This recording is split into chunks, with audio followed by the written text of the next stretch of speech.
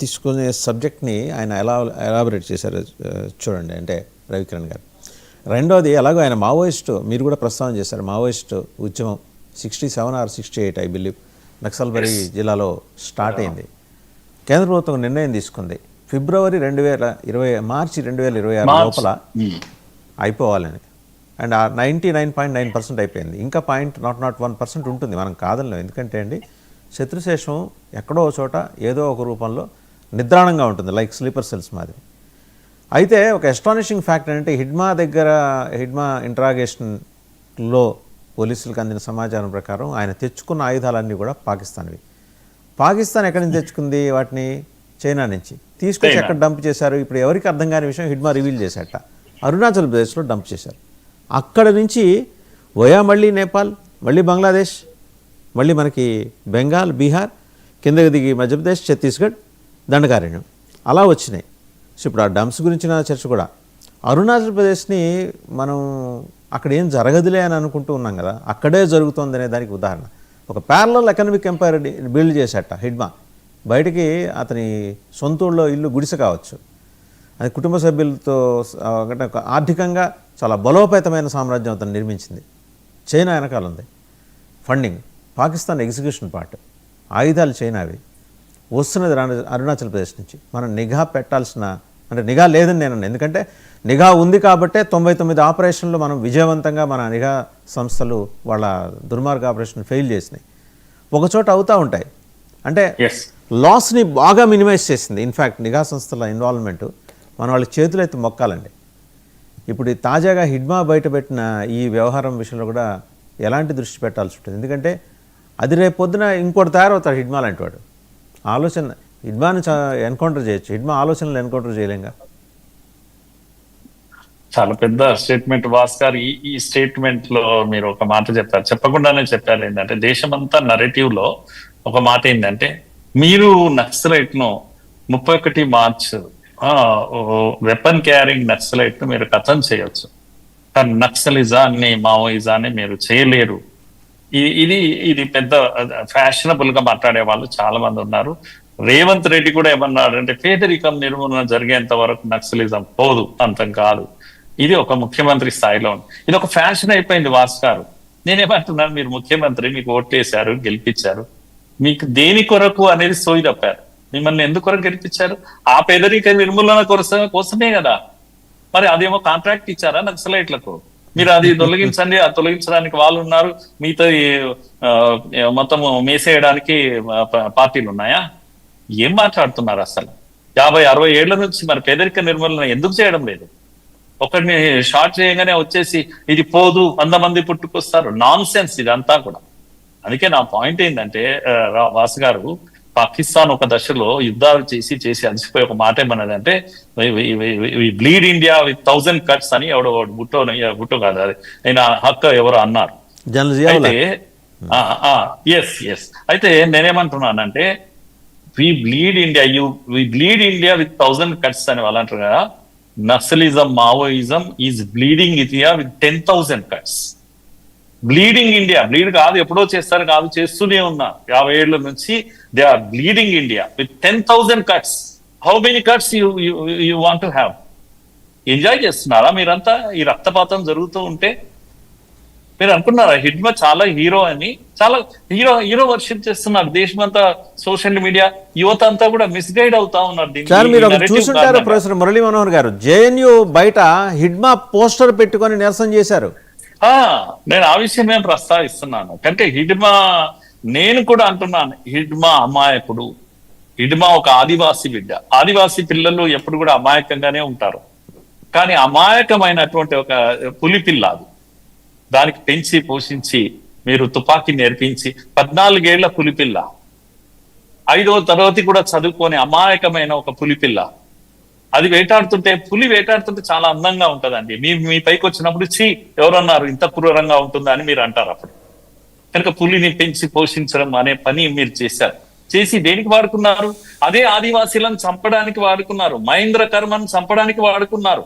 మహేంద్ర కర్మ రేస్ ను మొత్తాన్ని గుత్తికోయలను చంపి వేటాడి చంపితే 80,000 మంది ఈ రోజు తెలంగాణ ఆంధ్ర బార్డర్ లో వచ్చి బిక్కున బతుకుతున్నారు. దయచేసి నేను సర్వే చేసి వచ్చాను దాని, వాళ్ళ ఇంటింటికి వెళ్ళాను, నేను మాట్లాడాను.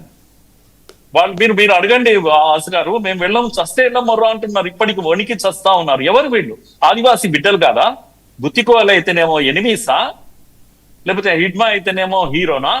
హిడ్మా వంశజులందరూ కనుక రెండు తెగల మధ్యన యుద్ధం పెట్టి రక్తాన్ని చూస్తున్నటువంటి మావోయిస్టులు దుర్మార్గులు ఈ దేశంలో.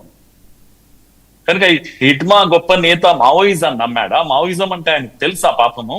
తుపాకులు ఎత్తుకురావడం తెలుసు, పోలీసులను చంపడం ఎలా అనే విద్య నేర్చినటువంటి వాడు.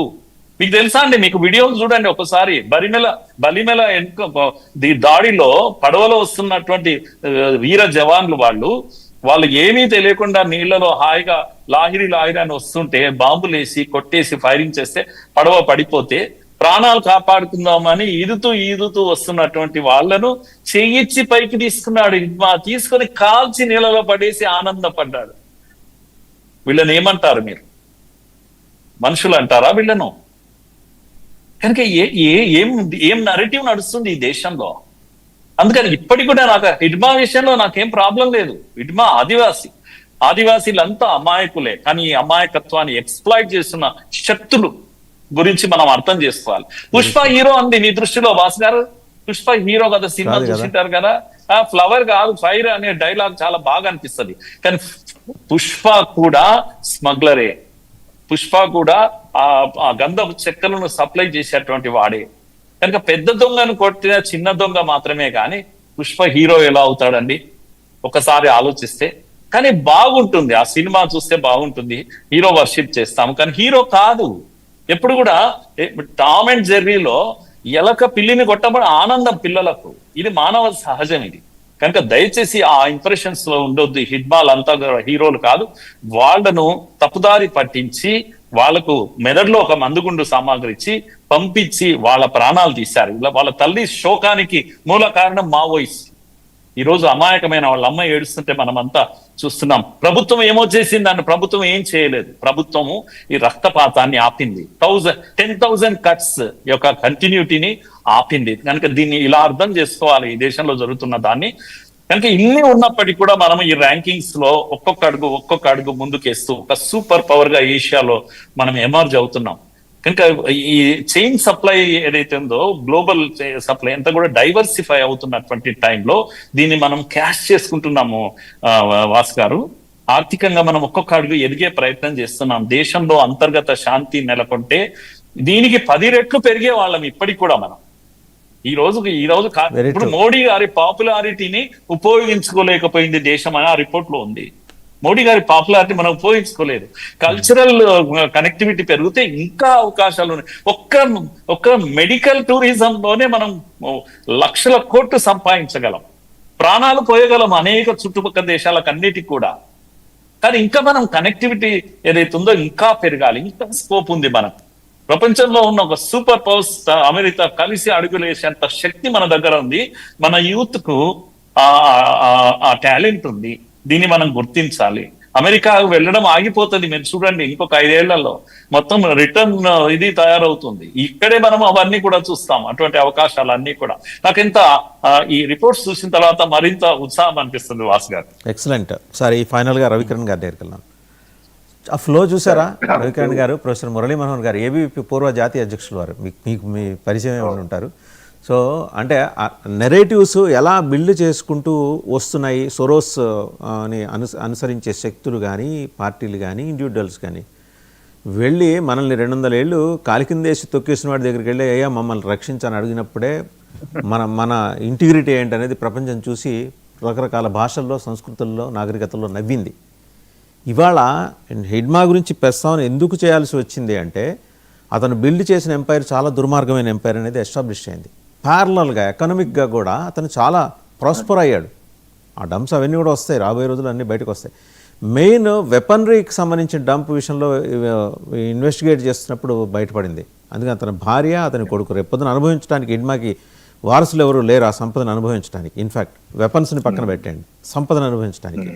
అనుభవించే వయసు ఆయన తల్లిది కాదు, శోకం కడుపులో పెట్టుకొని ఆవిడ దుఃఖిస్తుంటే బిడ్డలందరినీ పోగొట్టుకొని 3 ఉన్నారు బిడ్డలు. ఈయన తమ్ముడు చెల్లెళ్ళు కూడా ఎన్కౌంటర్లో పోయారు.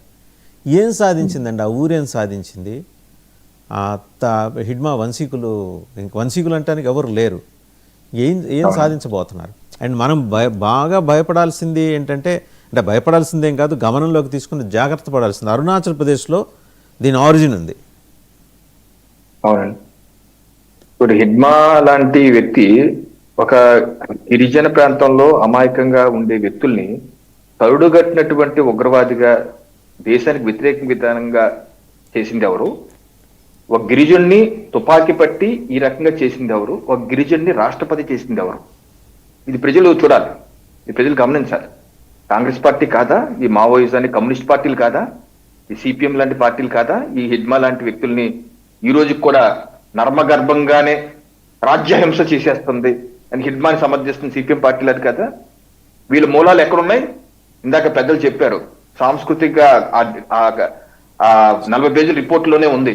ఆస్ట్రేలియా ఇచ్చిన లోరీ ఇన్స్టిట్యూట్ ఏంటి సాంస్కృతిక కల్చర్ ఇంకా పెరగట్లేదు. ఎందుకు పెరగట్లేదని నేను ఒకసారి రీసెర్చ్ చేస్తున్నా. ఒక పాయింట్ దొరికింది ఏంటంటే, 2002లోనే భారతదేశం నుంచి థాయిలాండ్ కి నేషనల్ హైవే ప్లాన్ చేశాం.